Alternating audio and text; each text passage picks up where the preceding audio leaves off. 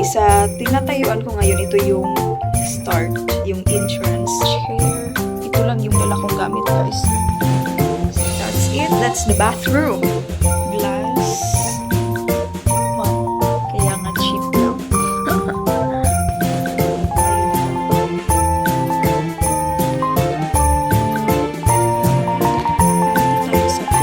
Very comfortable siya. Hello everyone, welcome back to my channel, Sincerely Elle. In today's video, I am going to do our room tour. So, as you can see sa ating first vlog ay nandito tayo sa Bangkok, Thailand again. Kasi secret sa susunod na natin yan i-discuss. Okay, so mag-room tour tayo. Actually, this is just a budget meal room. So, ano lang siya, cheap room. Kasi 5 days lang naman tayo dito mag-stay, and let's start now.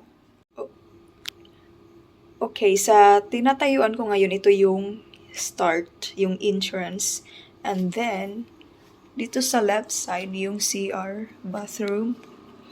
This is my CR. It's clean. Ayan.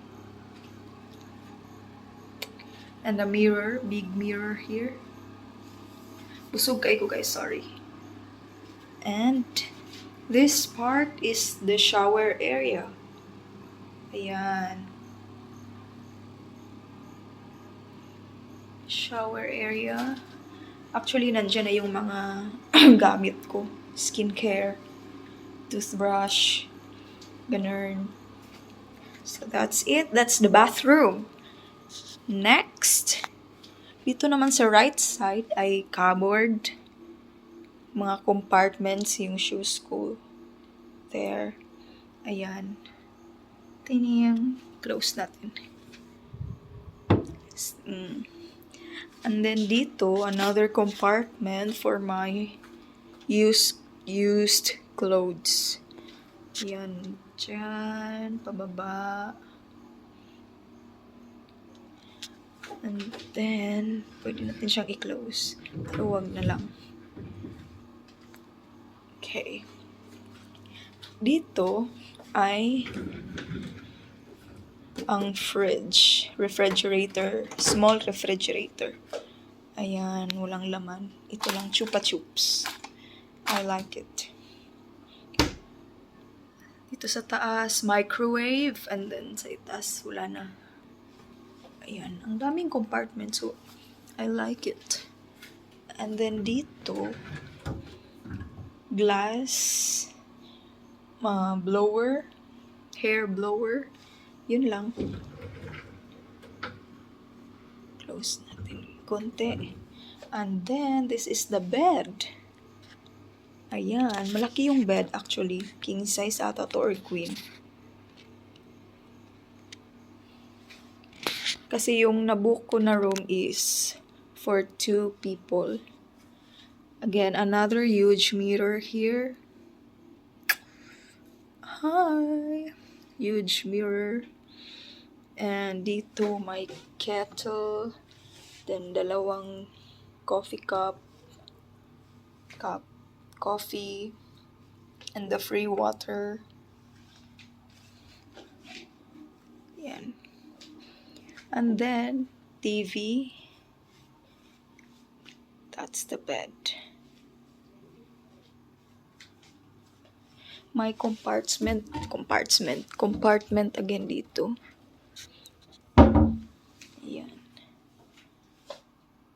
And table and chair. Ito lang yung dala kong gamit, guys. Isang bag. Oh, diba? And this is the view outside. Ayan. That's the view. Nandito sa right side. Bottom. Nandito tayo sa 4th floor. So, telephone. Okay, yan. Para mas kita niyo. Budget meal lang to guys. I think nasa 600k VND ata ang inabayaran ko per night. 600k or 500. And ito, light. Para siyang lampshade pero hindi naka-lamp. Yan. Again.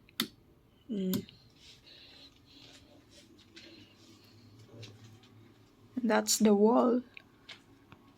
Ang dumi ng wall. Kasi yung building na to, I think, is hindi siya well-maintained. Kaya nga cheap lang. Maganda naman siya. Kaya lang, may mga part na madumi. And then another lamp. Yan. Ito yung switch ng mga lights. Doon. Yan. Tsaka dyan sa taas.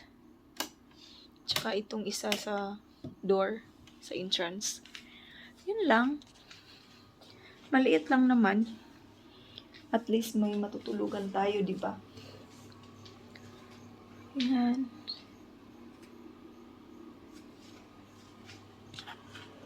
That's it. Oh. At saka yung bed, very comfortable siya. See, I am... Okay, that's enough.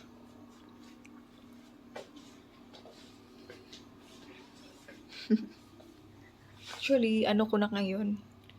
Third day? Yes, third. Uuwi na tayo soon. Ako lang mag-isa.